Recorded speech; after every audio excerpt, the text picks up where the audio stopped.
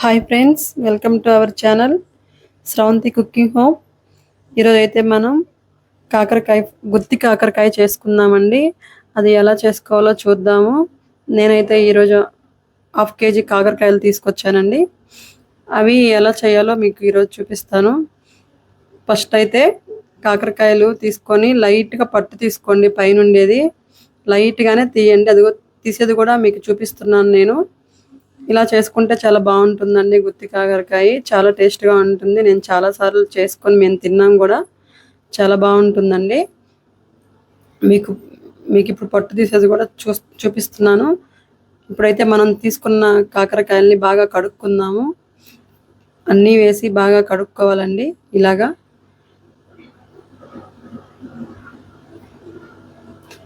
కడుక్కున్న కాకరకాయల్ని ఒక ప్లేట్లో పెట్టుకుందాము.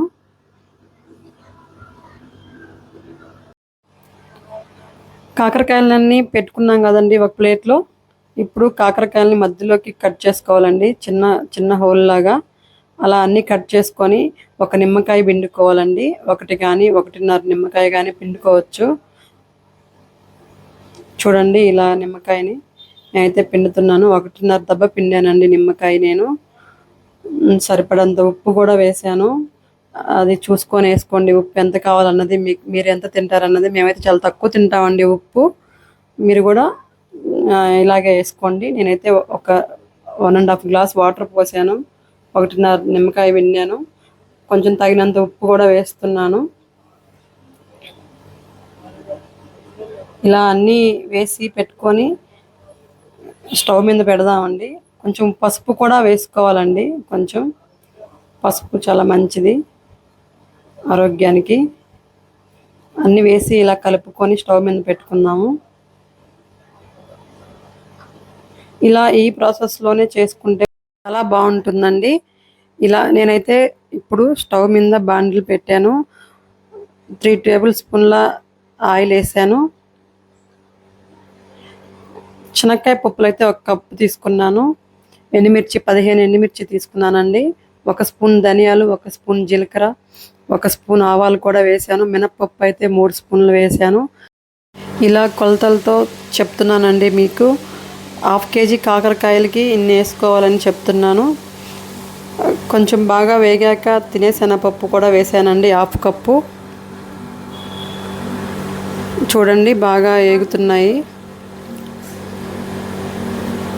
అన్నీ. ఇప్పుడు కాకరకాయలు చూడండి ఉడుకుతున్నాయి, ఉడికాయండి. ఇవి దించి ఒక ప్లేట్లోకి తీసుకుందాం కాకరకాయలని, ఉడికిన కాకరకాయలని అన్నీ తీసుకుందామండి. ఇలాగే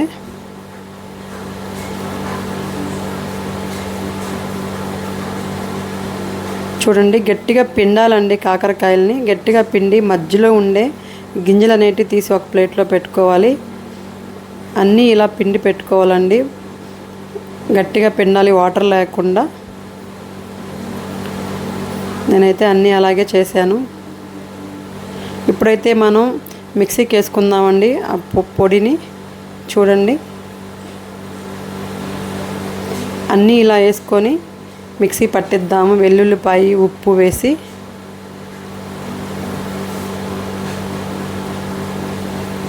మిక్సీ పట్టిన మిశ్రమాన్ని ఇప్పుడు కాకరకాయకి పట్టిద్దామండి, లోపల పెట్టి. చూడండి, నేను మీకు పెట్టేది కూడా చూపిస్తున్నాను. అలా పెట్టాలండి. అలా పెట్టి గట్టిగా ప్రెస్ చేయాలి. అసలు ఊడదండి కాకరకాయ మధ్యలో. అసలు గుజ్జు అనేది బయటికే రాదు, పొడి అనేది. ఇలా చేసుకుంటే చాలా బాగుంటుందండి. మేము రెగ్యులర్గా చేసుకొని తింటుంటాము. చాలా టేస్టీగా ఉంటుంది గుత్తి కాకరకాయ. అన్నిటికీ ఇలాగే పెట్టుకున్నానండి నేను.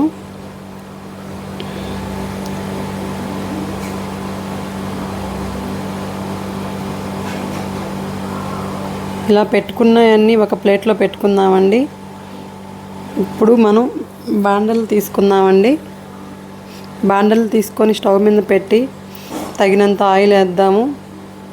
నేను ఒక 5 స్పూన్ల ఆయిల్ వేసానండి. కరివేపాకు కూడా వేసాను.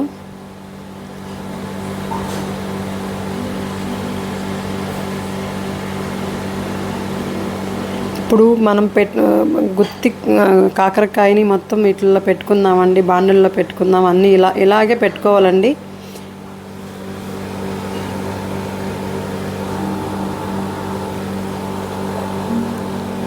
చూడండి, అన్నీ ఇలాగే పెట్టుకోవాలండి. ఇలా స్టవ్ లో ఫ్లేమ్లో పెట్టుకోవాలండి.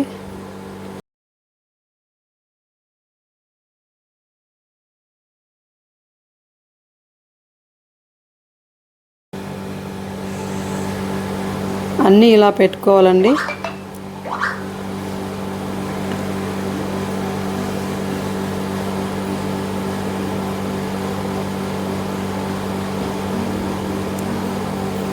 హోల్ ఉండేది పైకి ఉండాలండి, కాయ అంతా కిందకు ఉండాలి.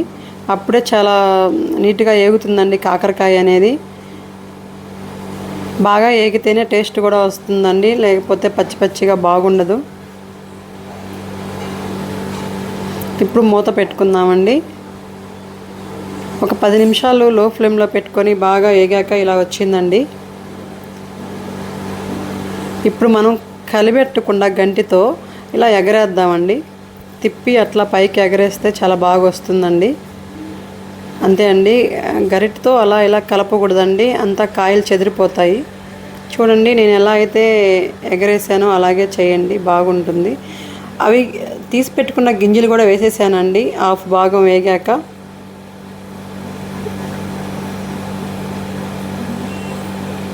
ముక్కల భాగం బాగా ఏగిపోయిందండి. ఇప్పుడు మనం గరిటె పెట్టుకోవచ్చు, ఏం కాదు. ఇంకా ఒక 3-4 మినిట్స్ బాగా వేగనిద్దామండి.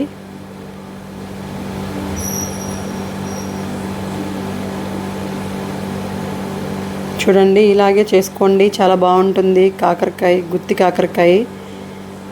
చూడండి, ఇప్పుడైతే మనకు రెడీ అయిపోయింది గుత్తి కాకరకాయ. ఇంకా తినడమేనండి.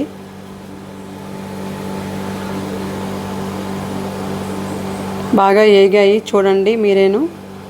మీరు కూడా ఇదే స్టైల్లో చేసుకోండి, చాలా బాగుంటుంది. అవి గింజలు కూడా చాలా బాగా ఏగాయండి, టేస్ట్ చాలా బాగుంది. ఇప్పుడు బాగా ఏగిన కాకరకాయల మీద కొంచెం పొడి కూడా చల్లుకుందామండి. చూడండి, కొంచెం చాలు, ఎక్కువ అవసరం లేదు. కొంచెం పొడి చల్లుకొని బాగా మళ్ళీ కాసేపు అలా తిప్పుదామండి గరిటెతో. ఇప్పుడు ఎంత కలబెట్టినా ఏం కాదండి, ఇంకా కాయలు విడిపోవు, బాగుంటుంది. కొంచెం లేటుగా అవుతుందండి ఈ గుత్తి కాకరకాయ, అయినా టేస్ట్ అయితే చాలా బాగుంటుంది.